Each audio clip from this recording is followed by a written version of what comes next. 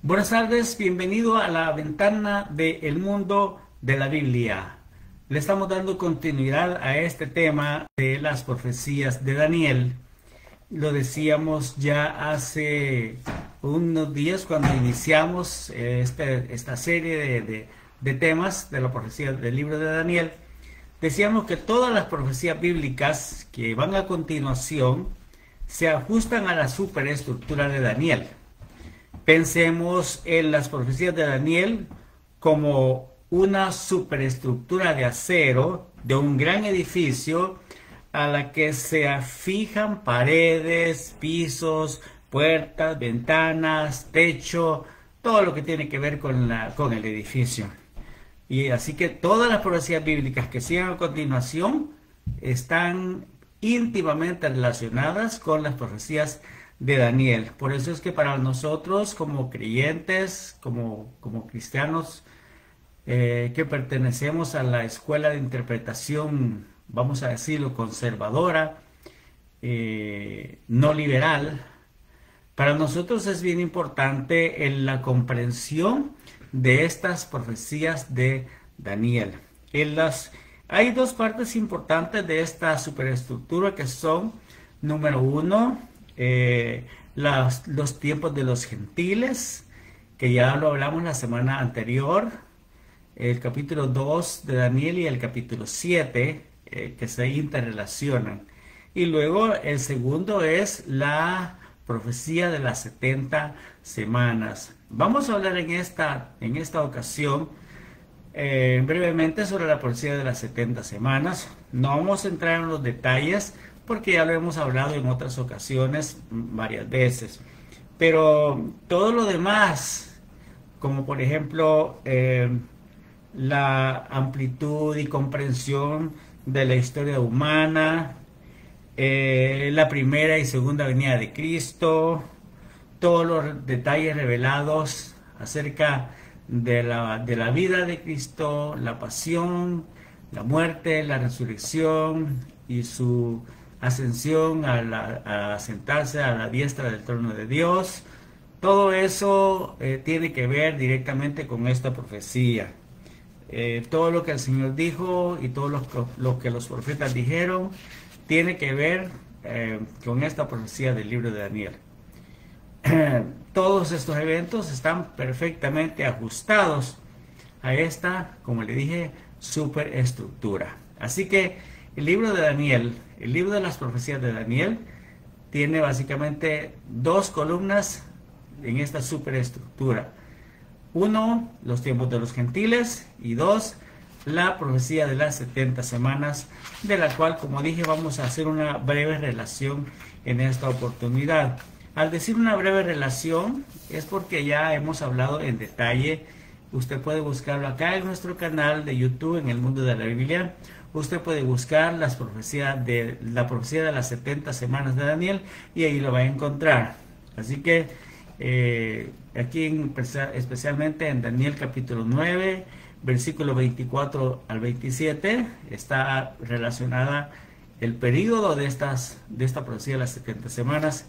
Y también cuando leemos en el libro del profeta Jeremías capítulo 25 verso 11, es una referencia muy importante a la cual alude Daniel al principio de este capítulo 9. El Nuevo Testamento confirma la postergación de la 70ª semana. Ya vamos a llegar a ese punto. Esta es la principal profecía relacionada con los eventos futuros que tienen que ver con la nación de Israel. Hay que recordar que cuando el ángel le habló a Daniel, le dijo, 70 semanas están determinadas para tu pueblo, el pueblo de Daniel, que es el pueblo de Israel, y para tu santa ciudad, que es Jerusalén. No es Nueva York, no es París, no es Washington DC, no es Buenos Aires, no es ninguna otra de las grandes capitales del mundo, sino que se está refiriendo a la profecía literal, histórica y proféticamente a la ciudad de Jerusalén.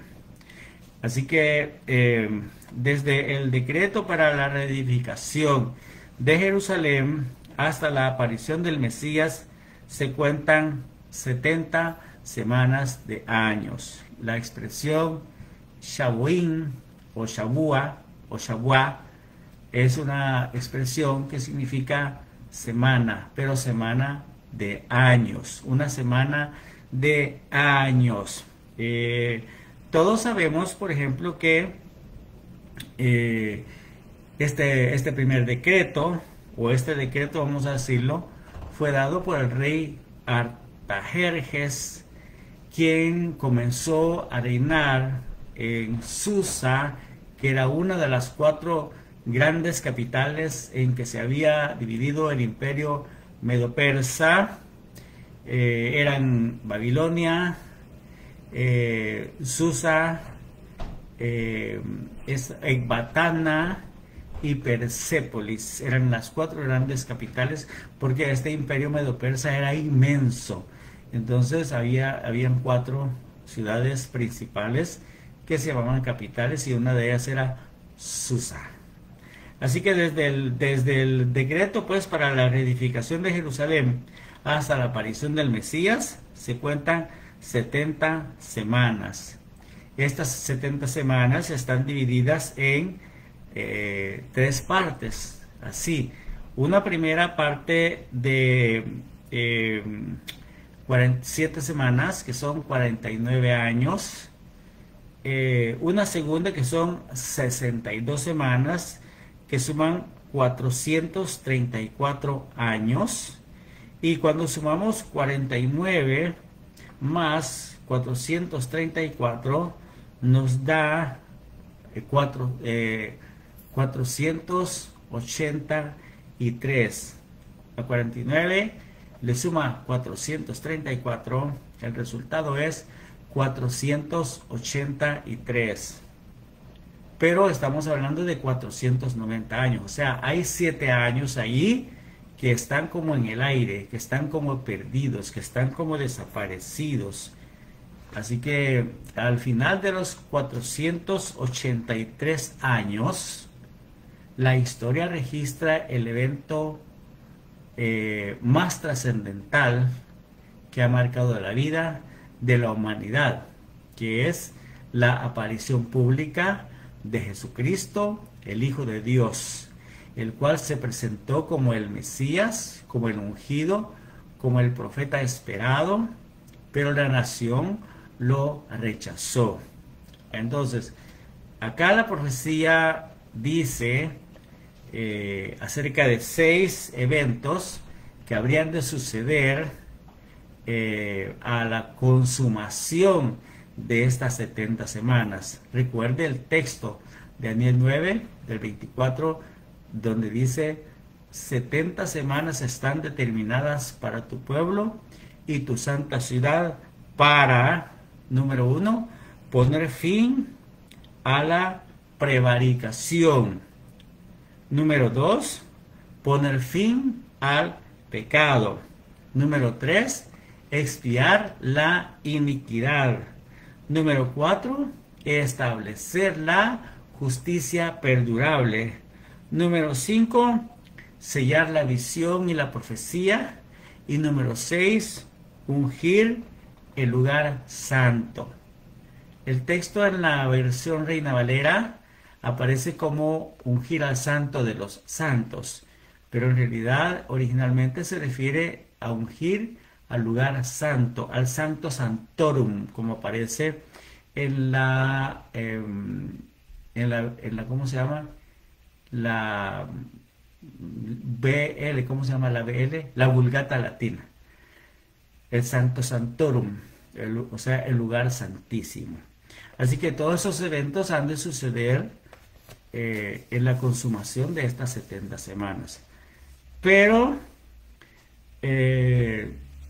como le dije, estudiando la Biblia y estudiando la historia y siguiendo la línea de interpretación correcta, vamos a decirlo, la interpretación literal de la profecía, creemos que este periodo comenzó con una proclama que se encuentra en Nehemías capítulo 2, del 1 en delante, donde esto sucedió históricamente entre los años 445 444, porque dice en el año 20 del rey Artajerjes.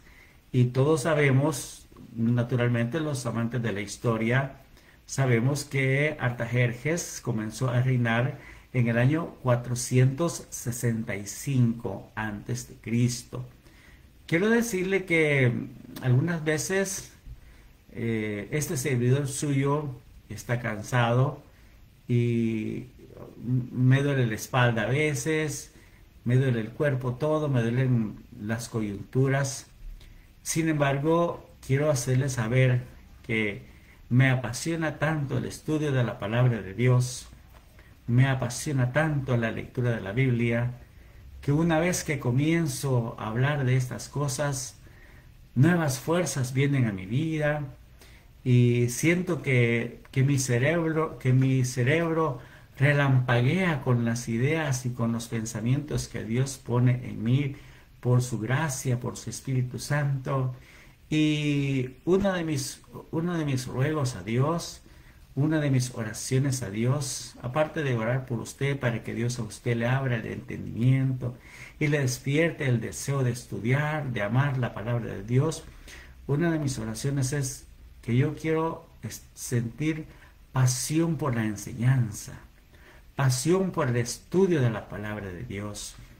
Yo quiero ser un apasionado de la Escritura, un apasionado de compartir la palabra de Dios, porque me encanta cuando el Espíritu de Dios se mueve a través de la distancia y llega hasta usted y usted se da cuenta de lo fácil que es la comprensión de estas cosas.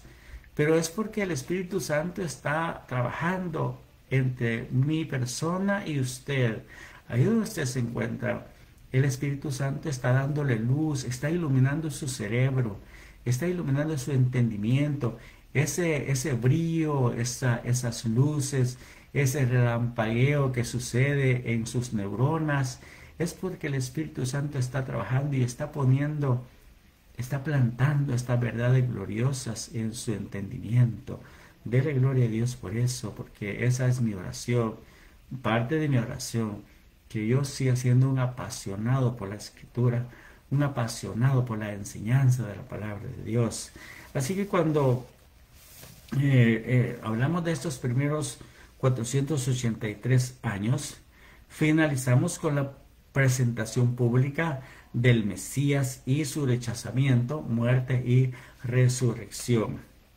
Al parecer hay una brecha en esta profecía entre las semanas 69 y 70, porque como le dije, históricamente las 69 semanas y proféticamente también terminan con la venida del Mesías príncipe, con la venida de Cristo a esta tierra, el cual fue rechazado, crucificado, muerto y resucitado por el poder de Dios. Entonces, en ese instante, después de la muerte y resurrección de Cristo y su ascensión al cielo, inicia un nuevo periodo, inicia un periodo que no estaba contemplado, aparentemente no estaba contemplado en el campo profético, y es el periodo de la iglesia.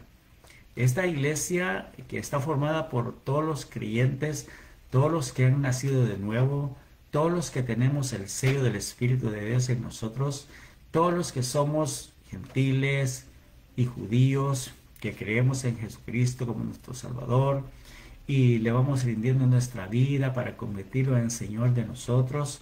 Esa es la iglesia de Cristo, la iglesia que es el cuerpo de Cristo, la iglesia que fue un misterio que estuvo escondida en Dios desde antes de los siglos, pero que ahora ha sido manifestada a través de la revelación de los santos apóstoles y profetas. Al decir esto, sé que me estoy prestando al hecho, a creer de que en este momento todavía hay apóstoles y profetas. Probablemente sí hay, pero ya no en el sentido de que están acá para asentar doctrina, porque la doctrina ya fue asentada por el Señor, y los apóstoles del primer siglo de la iglesia. Después de la muerte de los apóstoles, nadie más se hizo llamar apóstol, sino que aparece digamos, esa jerarquía, esa sucesión apostólica que ahora que se le conoció a través de la historia como la patrística, o sea, los padres de la iglesia. Hablamos de personajes como Ambrosio, como Policarpo, como otros más, que Ignacio de Antioquía, Crisóstomo y muchos otros que pues, continuaron el trabajo durante el segundo siglo de la iglesia, hasta que se dio lo que se le conoce como el primer concilio de la iglesia, el concilio de Nicea, el cual fue promovido por el emperador Constantino allá por el 431. Ya habían pasado más de 300 años después de la muerte del último de los apóstoles, que se cree que fue Juan. Entonces no hubo ya apóstoles, sino que todos eran hombres de Dios llamados al ministerio, llamados al servicio, pero ya no hubo personas que se hicieran llamar a sí mismos apóstoles. Así que esta brecha pues que hay entre la semana 69 y la 70 es la brecha que ya lleva unos 2000 años, y es durante el periodo en el cual Dios está levantando a su iglesia, está formando un nuevo cuerpo de creyentes entre judíos y gentiles. Así que muchos expertos en profecía creen que esta brecha corresponde al periodo de la iglesia. Por lo tanto, mientras continúe la era de la iglesia, esto quiero dejarlo bien claro, mientras la iglesia esté en esta tierra, la semana 70 de Daniel seguirá siendo futura. No hay por lo tanto manera de creer de que ya apareció por ahí el anticristo, o que ya apareció por ahí el falso profeta, o que ya apareció por ahí la marca de la bestia. Todas esas son cosas que van a suceder después de que la iglesia del Señor sea arrebatada, y no inmediatamente después del arrebatamiento de la iglesia, sino cuando aparezca un líder mundial que imponga un pacto a la nación de Israel, porque dice, la profecía sigue diciendo que el pueblo de un príncipe que ha de venir, dice, destruirá la ciudad y el santuario, y su fin será con inundaciones, y hasta el fin durarán las devastaciones. Pero luego dice que por una semana confirmará el pacto con muchos. Entonces, quiere decir de que después del arrebatamiento de la iglesia, lo primero que se va a ver, después de todo el caos mundial por la gente que ha desaparecido, y después de las 1001 explicaciones que van a dar acerca del fenómeno, el mundo va a volver a su normalidad, las grandes congregaciones van a seguir reuniéndose, los pastores van a seguir recogiendo dinero, enriqueciéndose, los miembros de la iglesia van a seguir idolatrando a su líder, a su apóstol, a quien sea, su profeta, y la iglesia ya se fue. Pero estos movimientos emergentes, como le llamo yo, estos movimientos emergentes, estos megamovimientos religiosos que hablan de Cristo pero no tienen a Cristo, que hablan de una espiritualidad pero no tienen al Espíritu Santo, que hablan de una vida próspera pero no hablan del pecado, del arrepentimiento. Entonces todo eso, hablar de eso en este momento y a través de estos canales resulta un poco odioso, porque la gente no quiere que se le señale esa situación de pecado que está viviendo. No queremos que se nos diga. sino que preferimos ser adulados, el que nos den una palmadita en la espalda y que nos digan, hermanito lindo, todo está bien, estás prosperando, el Señor quiere bendecirte, quiere hacerte un gran hombre, tú eres un gran hombre de Dios, bla, bla, bla. Pero uno en su interior sabe que uno está viviendo mal, ¿verdad? Pero no queremos que se nos confronte con la realidad de la palabra de Dios. Todo eso se va a seguir dando después del arrebatamiento de la iglesia. Ese millones de personas que se van a quedar sobre la tierra van a seguir congregándose, diezmando, ofrendando, hasta que llegue el gran decreto de que se habla de que por una semana confirmará. Esa palabra de confirmará el pacto habla de imponer. Es una palabra que significa imponer, o sea, poner por la fuerza. Va a forzar a Israel a firmar un pacto de paz, a través del cual va a haber una convivencia pacífica entre judíos y árabes, palestinos, todo eso. Este hombre, este gran líder carismático que va a aparecer, el príncipe que ha de venir, como le menciona el capítulo 9 de Daniel, el pueblo de un príncipe que ha de venir, impondrá pues un pacto, y ahí es donde verdaderamente va a comenzar la 70ª semana, o sea, el periodo de 7 años de la gran tribulación. A todo esto, como le dije, la iglesia hace ratos que se fue. La iglesia ya se fue. Usted y yo, que hemos sido lavados con la sangre de Cristo, que tenemos el sello del Espíritu de Dios en nosotros, que diariamente nos esforzamos y hacemos compromisos con la obediencia y la santidad. No es que nos la llevemos de perfectos, ni mucho menos de santurrones, como diría mi abuela, sino que somos personas que tenemos los pies sobre la tierra y que entendemos nuestra naturaleza mala y que comprendemos que solamente por la gracia de Dios es que estamos aquí, podemos hablar y podemos compartir con usted de estas misericordias.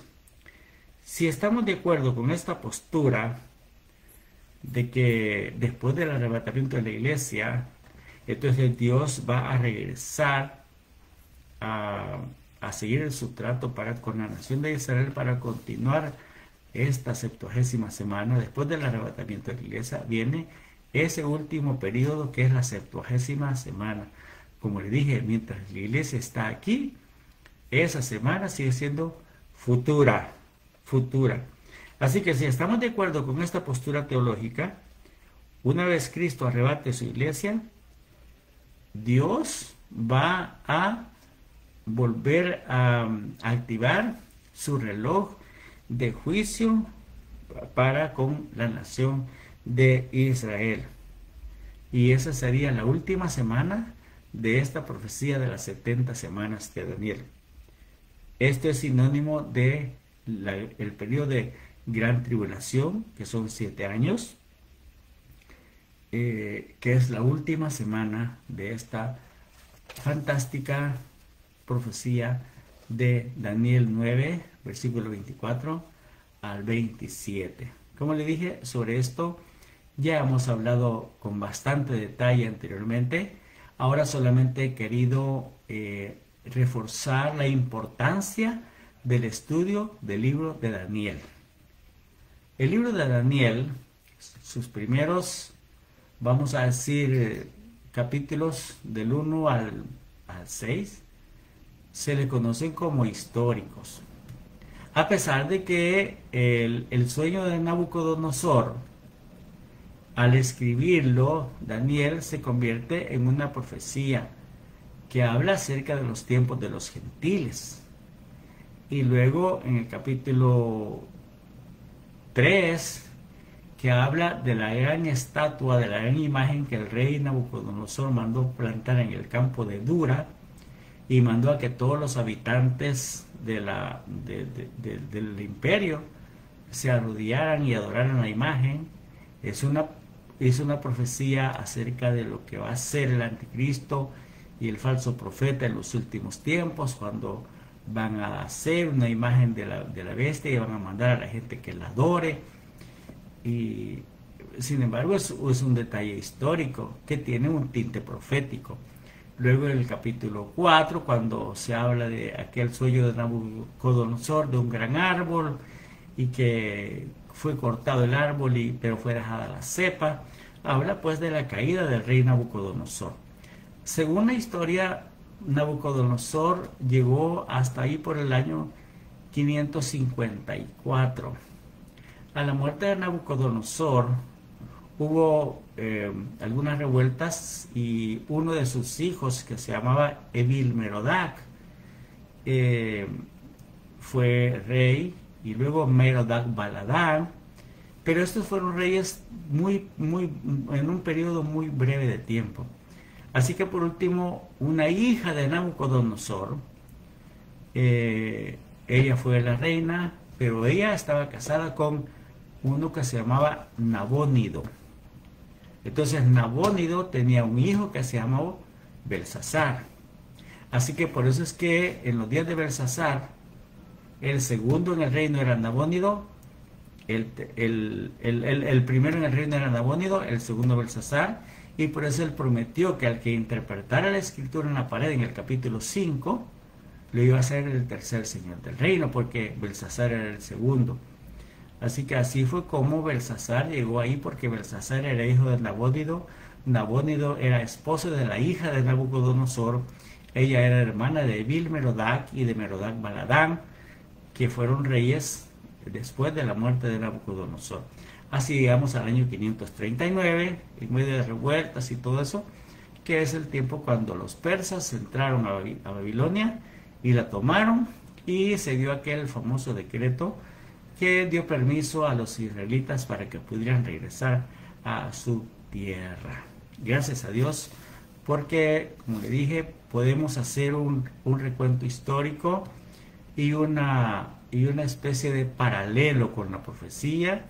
Y qué lindo es cuando nos damos cuenta que la profecía es como el mapa el mapa de la historia de Dios, escrito de antemano. La profecía es el mapa de la historia, creado por Dios con anticipación. Qué lindo es eso entonces, y que nosotros podamos tener este privilegio de estudiar la profecía y de relacionarla con los eventos históricos y encontrarle la confirmación correcta. Gracias a Dios por eso. Este es Eduardo Quijano para usted. En otra ocasión vamos a continuar con otra serie. Por hoy, pues, esto es todo lo que podemos decir respecto a las profecías de Daniel. Lea el libro, solo son 12 capítulos, muy breves, pero sí muy ricos esos 12 capítulos de Daniel. Como le dije, del 1 al 5, del 1 al 6 es pura historia, del 1 al 5, del 6, 7, 8, 9 es pura profecía, 10, 11 y 12 pura profecía. Y si usted lo estudia juntamente con el libro del profeta Zacarías y el libro de Apocalipsis, especialmente de los capítulos 6 en delante, usted va a poder interpretar, y usted va a ser una persona, tal vez no experto, pero sí va a tener un poquito de más claridad respecto a las profecías de la palabra de Dios. Dios le bendiga entonces esta noche, cuídese mucho y recuerde que Jesucristo murió por nuestros pecados para librarnos del presente siglo malo, para lavarnos con su sangre preciosa, para dar de su espíritu y para que nosotros podamos tener esperanza de vida eterna en Él. Cuídese mucho. Feliz noche donde quiera que usted nos sintonice. Feliz noche, feliz día, donde quiera, en cualquier parte del mundo donde usted nos esté sintonizando. Que Dios le bendiga ricamente, es nuestra oración. Adiós.